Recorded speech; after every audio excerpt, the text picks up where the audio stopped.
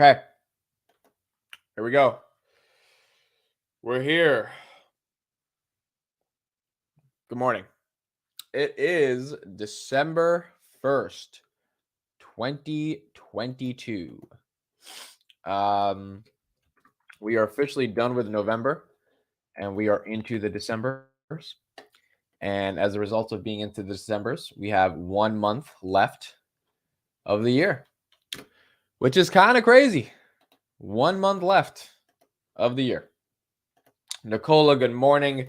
Uriel, good morning. Good morning. Here we go, man. We got 1 month left of 2022, and it's been an interesting year.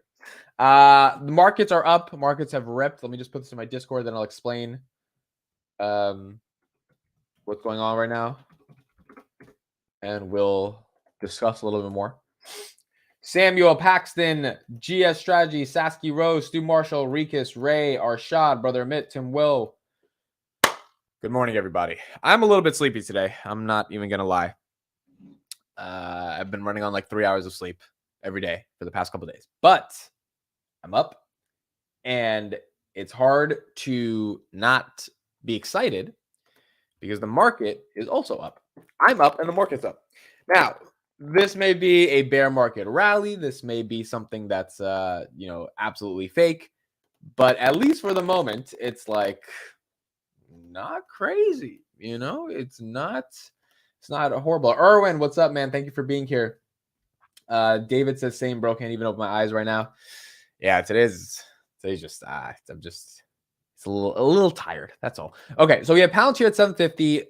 Where's S&P? So S&P, if we look at the pre-market, it's at 408 right now. It's up about 0.32% in the pre-market. The S&P is at 408. The highs was 478. The lows was 340. So if we do some basic math, 408 divided by 348, S&P is up 17.2% from its lows on October 13th, 2022. Why is this the case? Yesterday, Jerome Powell, look, he said something very simple. He thinks that there's a chance for a soft landing. This is the most dovish the Fed has sounded. Now, are they going to execute in a dovish mood? We don't know. We have to see, right? We have to see what they do. But in terms of just the pure perception that they gave off, he said inflation could be coming down and we could get it under control. And he was straight up asked, like, hey, do you think there's a chance for a soft landing? And he didn't sound like this in I think it was like the November 14th, whatever meeting that he had. He sounded like a hawk. And maybe there was some data that happened over the past 2 weeks that he saw where it's led him to the conclusion that, oh, actually, like, this might be, Kathy Wood might be right. Maybe like we should start easing up a little bit in terms of the magnitude of how aggressive we are. So does that mean there's going to be a Fed pivot or anything? No, there's still a long way to go. We got to get inflation down. 7.7% is still ridiculous.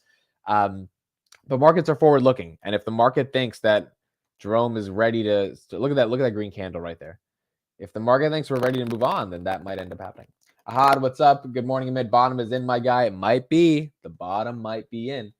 Still hurts me. I started buying Palantir at 26. The fact that it's normalized at 7, potential to drop to 5. Pain, brother, pain. Yeah.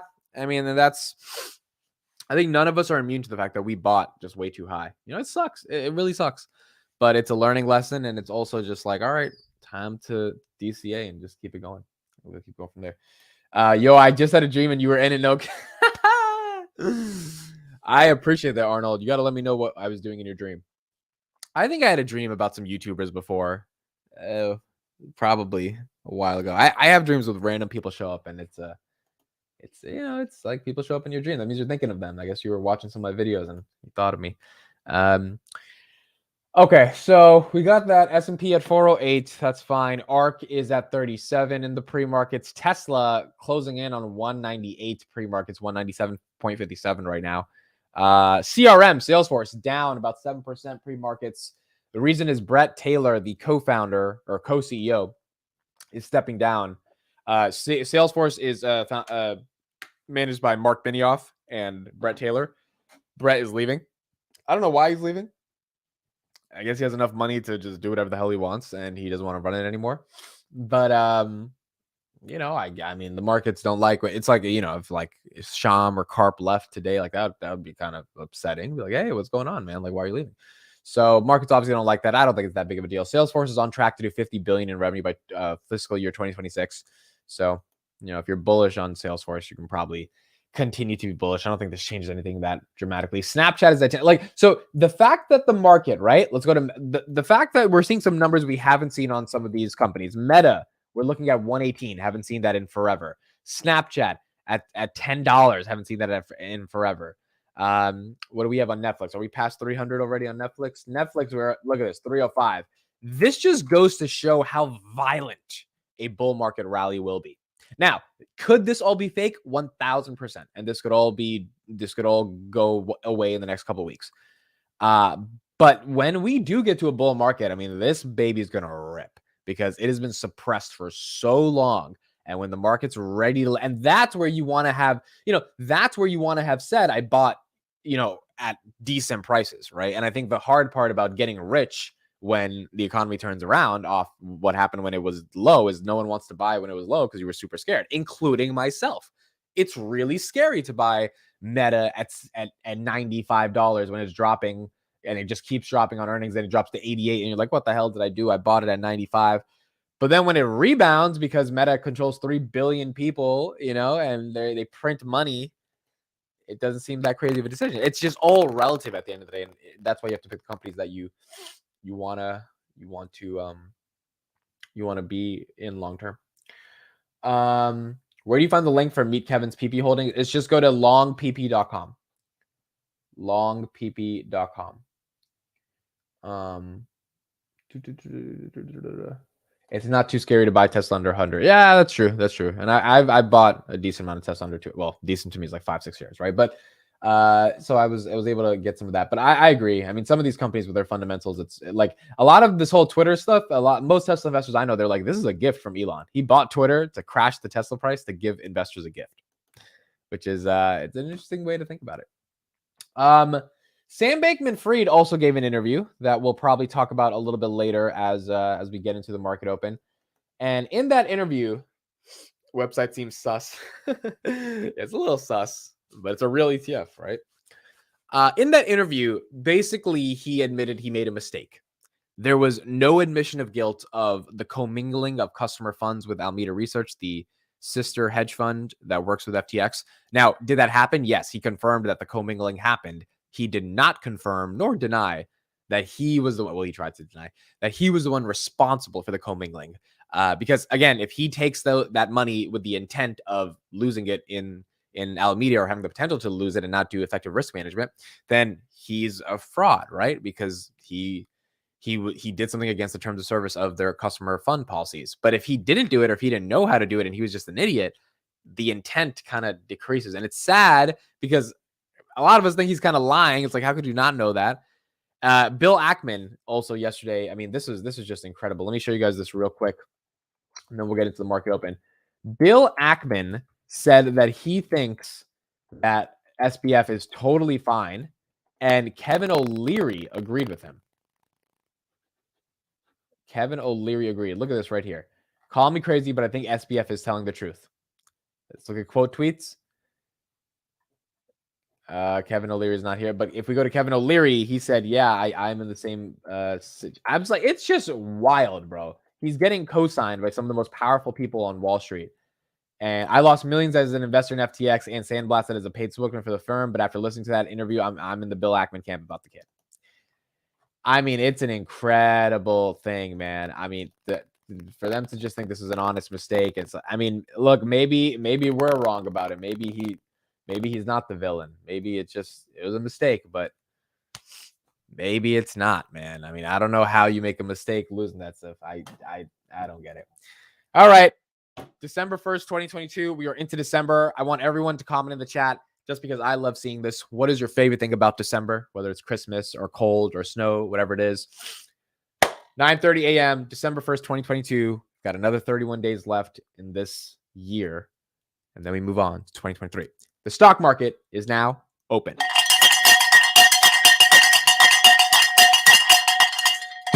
Wake your ass up. The stock market is open. S&P 408 up 0.18%. NEO 1234 up 10% yesterday, now up 3.44%. Taiwan semiconductors are up a little bit now from 80 to 83, obviously up from 59 when Berkshire bought in. Enphase, this is a stock that rips when it's an absolute bull market, and they're at 321. I still believe they're massively overvalued, but nonetheless, the market is up, so they are going to be ripping. Enphase is one of those stocks that makes me feel like the market can't just keep doing this, because it's not, it cannot be this high. Like at some level, this is just not, doesn't make any sense. But nonetheless, it's up. Ulta Beauty 471, they are up. Tesla 196, Roblox 31, Zoom 77, Amazon 96. Amazon not getting over the 100 dump, but it was, what was it stuck at over the past 3 months? The lowest it was hit 85. Okay, so it's at 96 from 85, which is not a horrible not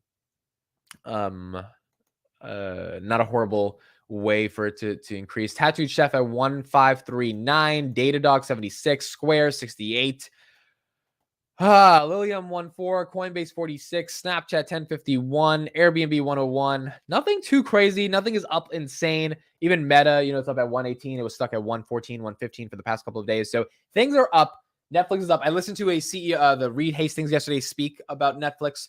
The question that he was asked was, are you going to keep spending massive amounts of content? And he said, yep, I'm going to keep spending massive amounts on content. And that's why I do not buy the stock, because I do not like that business model. Look, at the end of the day, here's something that happened with Reed Hastings. The interviewer asked him, hey, you guys said you were never going to do ads, and now you're doing ads. And he was like, yeah, look, we made a mistake. We have to do ads. And the problem with me when he says this is like, okay, so you are vulnerable enough to admit you made a mistake and that you finally decided you have to make ads. At what point do you realize you are making a mistake spending this much on content? Now, one may be saying, hey, Amit, what do you mean? Like, yeah, if you're in the streaming wars, you have to spend more on content, blah, blah, blah. Like, no, you don't. YouTube spends nothing on content. Now, obviously, it's a different business model, user-generated versus creating. But I want to see Netflix open a theme park. I want to see Netflix get into merchandises. I want to see Netflix go into licensing. I want to see Netflix actually go into video games. I do not want to see them keep spending like $20-30 billion a year on some shows that are irrelevant after 5 months, after 5 days. That's not a sustainable business model to me. It's just not. And when the market ran this bad boy up to $700, it was a joke. And people thought a media company that just buys content, a lot of the content that's not even good, you can't just keep spending money into good content. That's not how it works. Like, ask the Game of Thrones finale lovers how much they thought they had the 100, like what, $30-40 million on that finale they spent alone. It wasn't that great of a show. So to me, I mean, Netflix is just not a buy for me. It's, the thesis just does not make sense long term. And if the CEO is going to just keep saying, nope, we're going to keep spending more money, it's like, okay, it's not going to be my money. You can spend some other shareholders' money, because I do not believe in being able to just take people's money and not expand the business in other ways. Let's get into some comments. Favorite thing about Christmas is December is the NBA on Christmas. Man, I haven't watched the NBA in so long, but yeah, I used to love watching the NBA on Christmas Day. I just haven't been able to watch it in so long. Cannabis, okay, that's your favorite thing about December. Amidst, what's your view on gold stocks? Are you confident in them or not? Not too much of an opinion on them. I'd rather just, buy stuff that I can look at earnings and cash flows and things of that nature. Good morning, nice hair. It is definitely bed hair this morning. NBA is dead. NBA is not that interesting anymore, so I agree. How many people building Aldea with you, and what is your role there? I'm building my own app alone and everything alone, and I'm going crazy. I have one co-founder, but recently after we raised money, we contracted 3 engineers. So it's about 4. It's 2 full-time and then 5 of us if you include 3 of the engineers. Oh, and my videographer. So 6 of us, who also does a lot of content and stuff like that.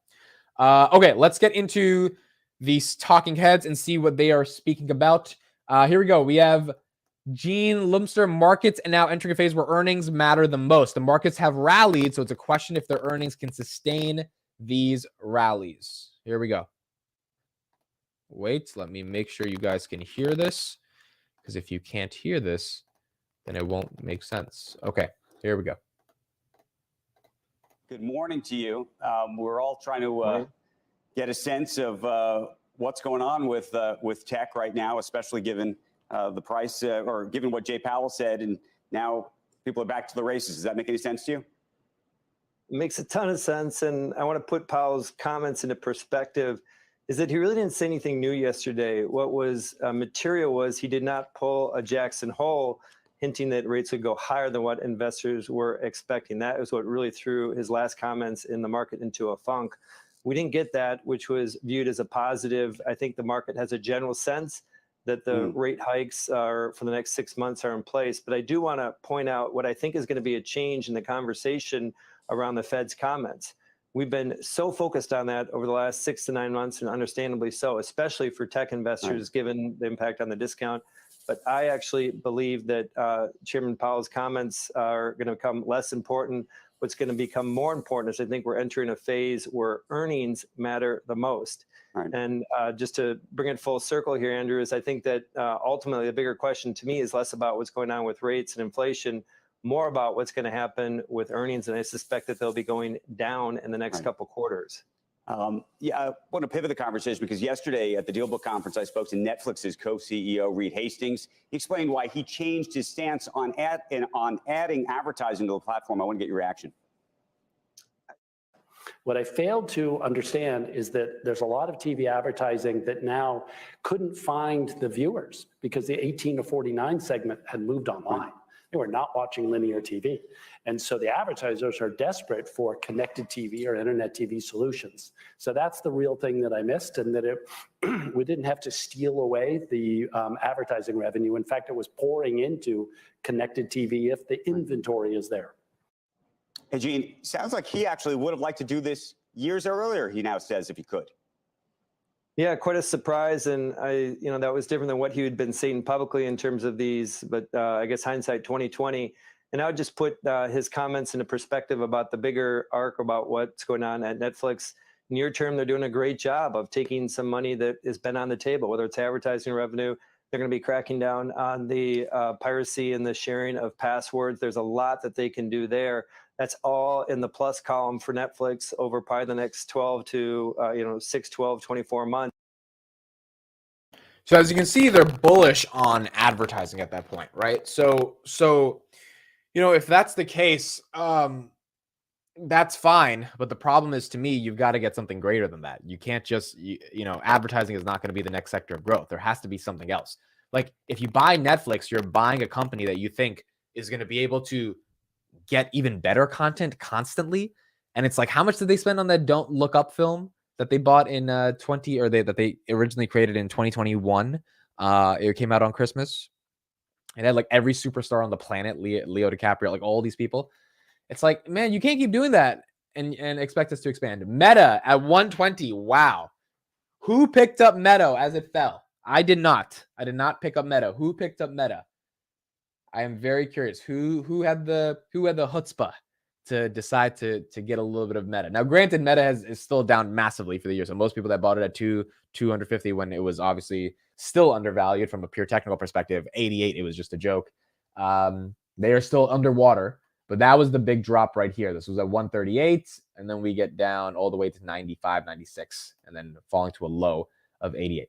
But that's what we have going on in Meta. So Meta's up. So the whole market's doing well. I bought a ton of Meta. That's awesome.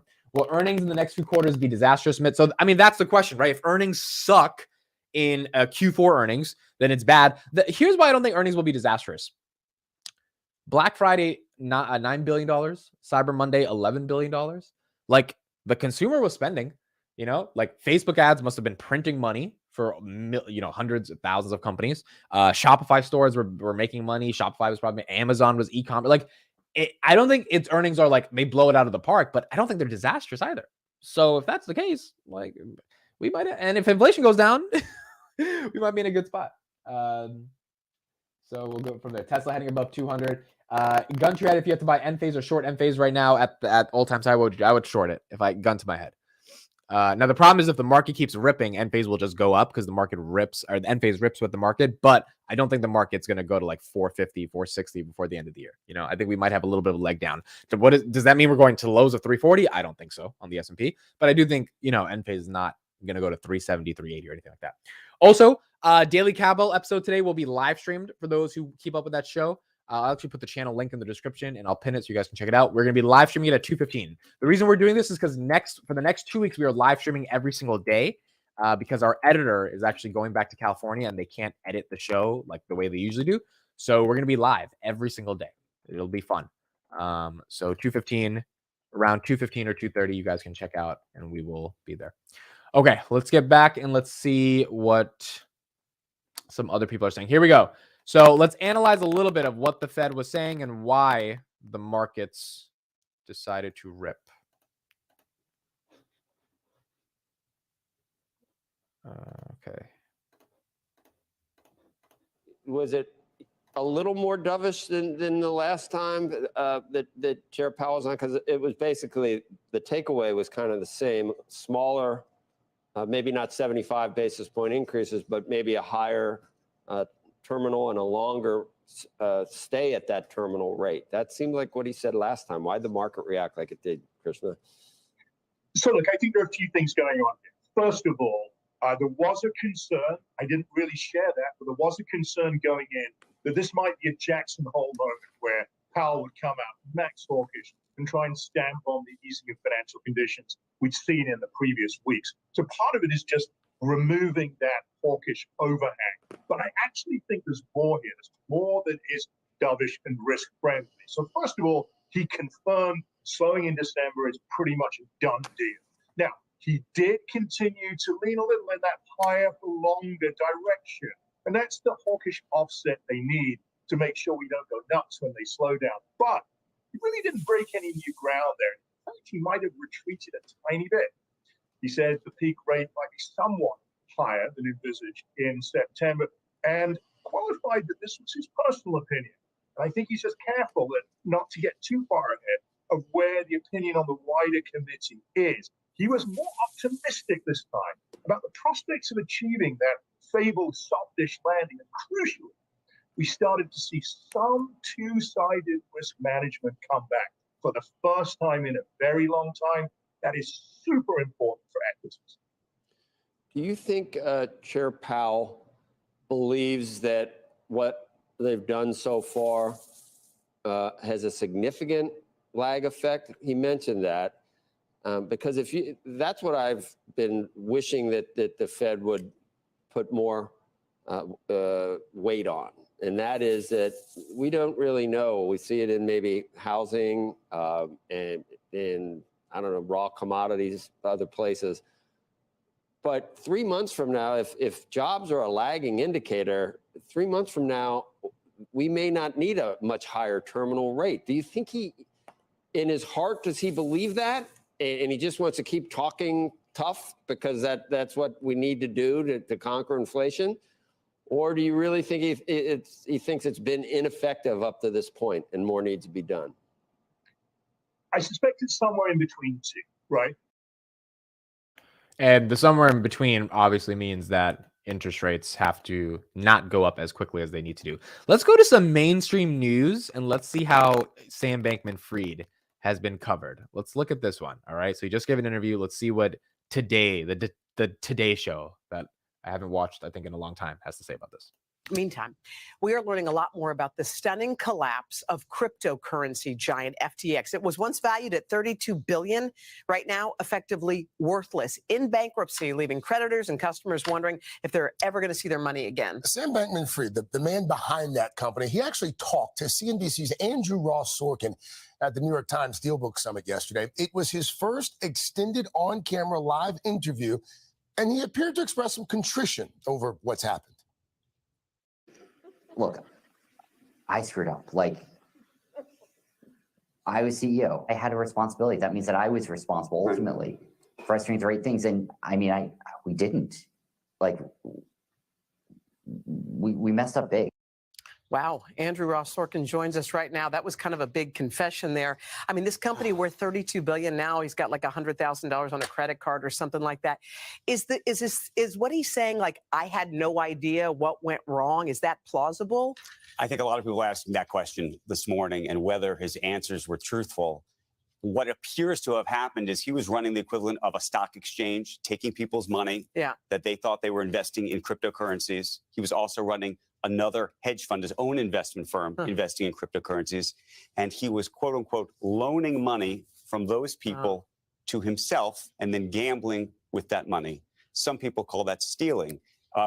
He says that he didn't intend to do that and he didn't realize what was happening. But of course, as you might imagine, lots of people asking lots of questions. Yeah, that was the best summary I've heard so far of what's transpired. Here's the thing. I'm watching this interview yesterday and I'm thinking, why in the world is this guy talking to Andrew Ross Sorkin? There's no reason that I would assume that his lawyers would think that was a good idea.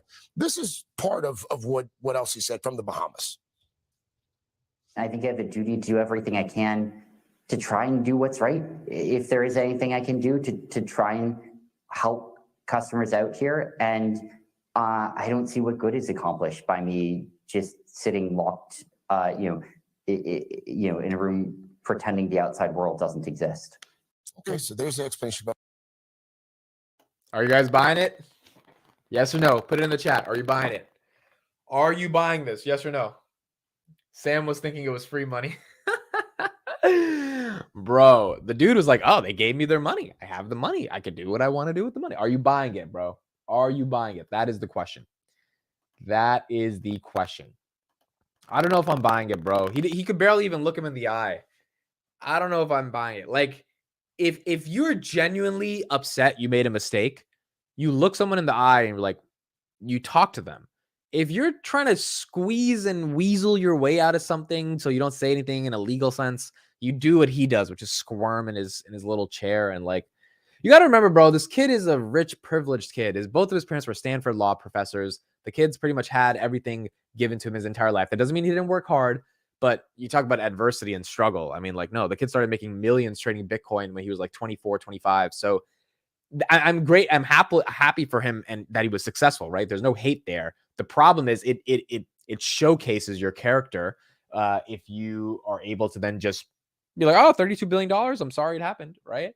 And the way he's acting just from a pure body language, any body language, and I did debate for 10 years, any body language expert will tell you that the kid is lying out of his freaking ass, bro. And it's sad. It's really sad. You know, like, for example, I have most of my net worth in Robinhood right now, right? Like, a lot of my money goes there. I get 3.75% interest back on it. That's the best interest rate I'm getting. So if Robinhood went under today, that would be like devastating for me. That would be pretty fucking bad.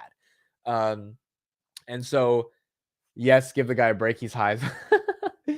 So like, I have to really trust that Vlad is not going to fuck me when it comes to Robinhood. Like, I don't think he's going to F me. I think Robinhood is one of the most secure, institutions financially from what I've seen. The AMC debacle was pretty bad, but that's at least no one lost any money from your customer account perspective, taking away the buy sell button, whatever. That was okay. That was horrible, but like, they had liquidity, right? And so if that ever happened, that would be pretty bad. Right. So like, you got to imagine the people who trusted in FTX.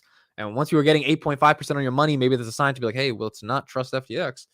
Those people, they got burned on it. It's pretty bad.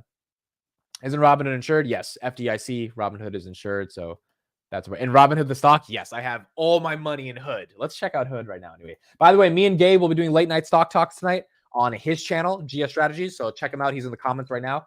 Probably like 11:30, maybe 11:45ish, but late night we'll be talking stocks. I know a lot of you are curious about Gabe's puts and his strategies, and if he's, if he's going to keep shorting the market or if he's going to keep, betting against the market.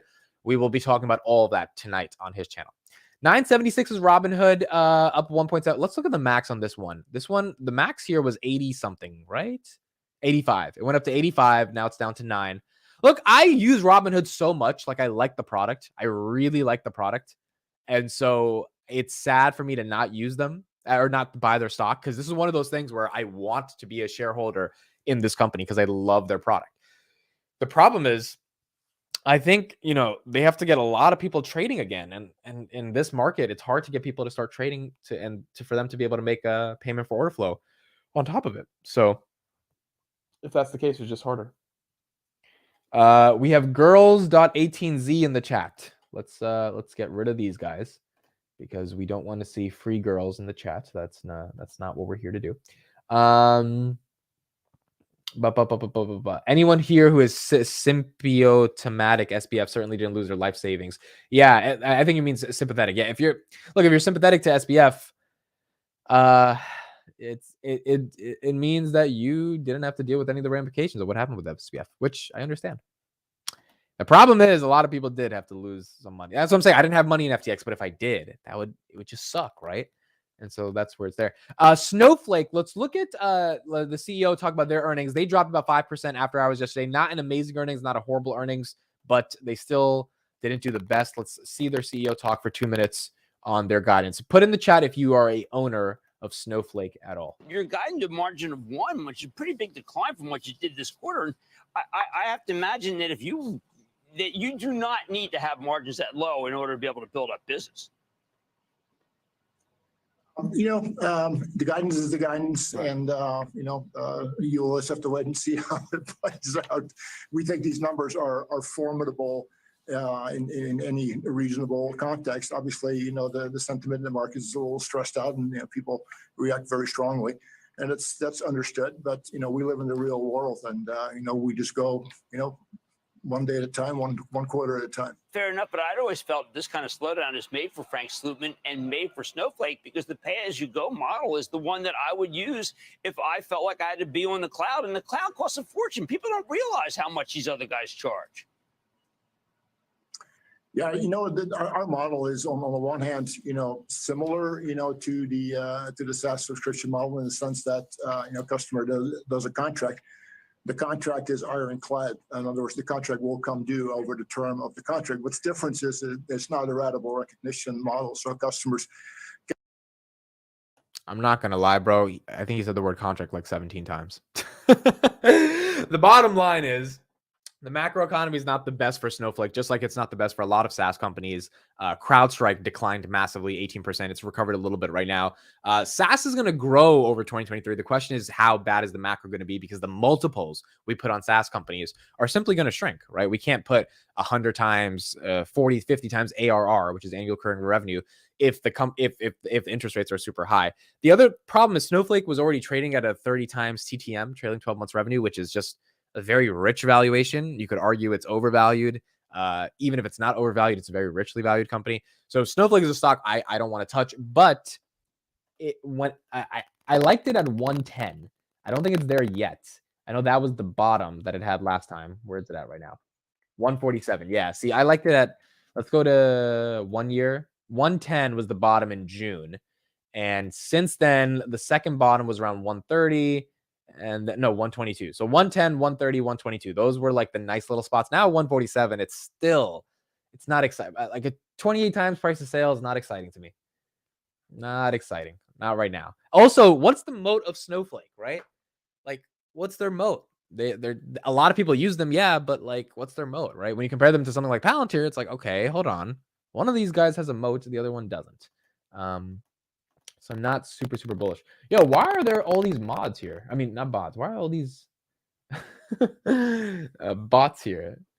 That is interesting today. They came and they chose violence today. They're like, the market's up. People have money. They can start spending on digital P0RN websites now. That's why they're here. They're like, oh, we're in a bull market now. We can do that.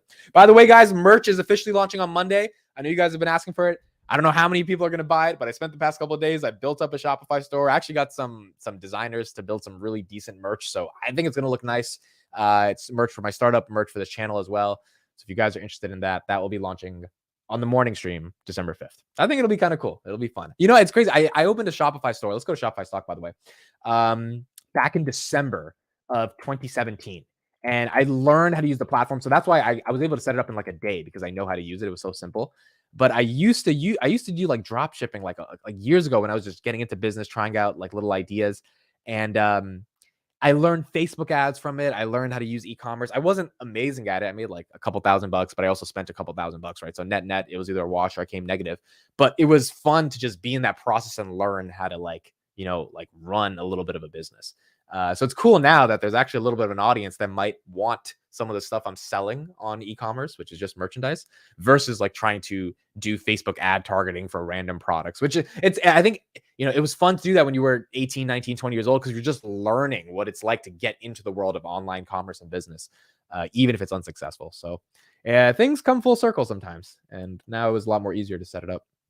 Shopify is a stock. Look, now that I've used their platform for the past couple of days, I remember why you should be bullish on Shopify. I mean, it was so easy to just get integrated, and they take a 2.9% fee off everything you sell on their platform, and they're doing hundreds of millions of dollars of purchase volume like every other hour. It's a really big platform.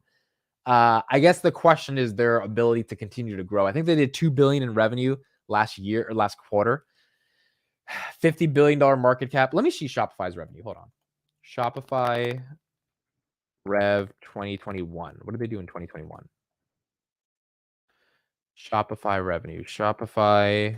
And if there's any Shopify bulls, they did 4.62 billion, and their market cap was, I think, higher. So they were trading at a decent price to sales. I mean, like a pretty 10 price to sales. Okay, not crazy. So yeah, I mean, I'm not bullish on Shopify yet. I think it has to go down a little bit more. And obviously, if e-commerce gets hurt over the long term in 2023, it's not going to be the best. But still, is Kelly's face on the shirt? No, Kelly's face is not on the shirt. According to the chat stream, SBF is acting like he just made a mistake, but wasn't smart enough, even though he went to MIT. I hope he goes. Yeah, bro, that's the other thing, bro. The dude went to MIT, so it's like, how are we saying that he just made him? Like, I guess you can make mistakes, but still, MIT, like, at some point you got to know when customer funds are going to a different level. So we got to see. We got to see. Okay, let's do one more talking head video, and then we'll be out for today. Let's see what they're doing.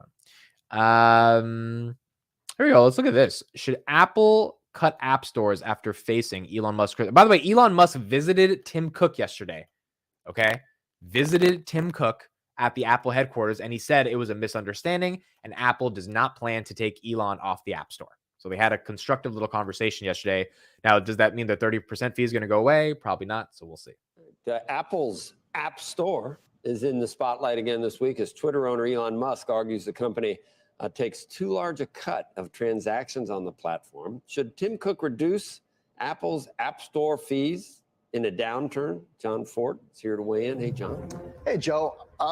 Yes, Tim Cook should. It's inconvenient that Elon Musk is the one to bring this up in such a confrontational way, but this really would be a great time for Apple to reduce App Store fees. For those who don't remember, Apple charges a 15% fee on paid apps and in-app purchases for developers who make less than $1 million in a year, 30% on those that make more. There's a lower 15% fee also on subscriptions after the second year. And the reason why Tim Cook should cut fees here, well, inflation is making it more difficult for every business to run profitably, and that's got to be affecting digital businesses too. By showing some flexibility now, Apple can take itself out of the regulatory spotlight. And if he plays this right, Cook can instead put the spotlight on Google and Amazon, which have a tougher argument to make with their platform policies. In Google Search and the Amazon Marketplace, they're competing with third-party merchants for placement in the results. By lowering fees, Apple can turn the heat up on competitors. It's kind of like that joke about the two guys getting chased by a bear in the woods, and one stops to lace up his sneakers. The one says, "Why are you stopping? We have to outrun the bear." The first says, "I don't have to outrun the bear. I just have to outrun you." That is probably true. Probably true. Didn't Apple just lower fees a couple of years ago? Now they got to do it again for Elon Musk. Well, Joe, yeah. On the other hand, Apple absolutely should not lower its App Store fees. The idea is absurd. It's as absurd as critics who try to say Apple's a monopoly when Android actually has higher market share. Here's an idea. If you don't want to pay Apple's App Store fees, don't sell on the App Store. Outside the digital world, you don't get to walk into a luxury storefront on Fifth Avenue and say, you know, the rent you're charging here is insane. I could set up on Canal Street for much cheaper. I demand you lower the rent, because the premium is the point. You go to Fifth Avenue for a high-end experience and genuine product. No one's forcing you to shop there. Apple's App Store is the same way. It's not Apple's fault they built a $1,000 smartphone a lot of people prefer to the $300 alternative and an App Store on top of it where shoppers want to buy digital goods. The fact that it's popular doesn't mean you get to name your own price. Elon Musk tweeted Monday that Apple puts a secret 30% tax on App Store purchases. This revealed to the world that Apple must be really bad at keeping its own secrets, because 2 years and 2 weeks ago, on November 18, 2020, Apple put out a press release detailing its App Store fees, including who pays 30% and who pays 15%. They should just keep it there, Joe. Could Apple get pressured in the lower? Yeah, it's a good comparison. Look, at the end of the day, they're a private company. They do whatever the hell they want, and not everyone also pays 30%, even though a lot of people do. But on the flip side, it's like you control the means of distribution to billions of consumers, and at that point, you have a bit of more of a responsibility to make it a more fair system. So one could argue it's good, one could argue it's bad. All right, that's it, everybody. December 1st, 2022. I appreciate all 205 of you being here with me today. Tesla Semi Delivery Day is today. That's going to be really important. I think there's an event that's happening for that, so that's exciting. Daily Cowbell likely will be live streamed around 2:30 p.m. Eastern on the Daily Cowbell channel. It's linked in the description. So if you guys watch the show, you can check out the live stream or check out the live stream after the live stream is done. That's it. Thank you, everybody. I appreciate you guys. December 1st, new month, last month of the year. We're ending it out. And I appreciate all of you for joining these live streams. It means the absolute world to me. See you guys tomorrow. Bye-bye.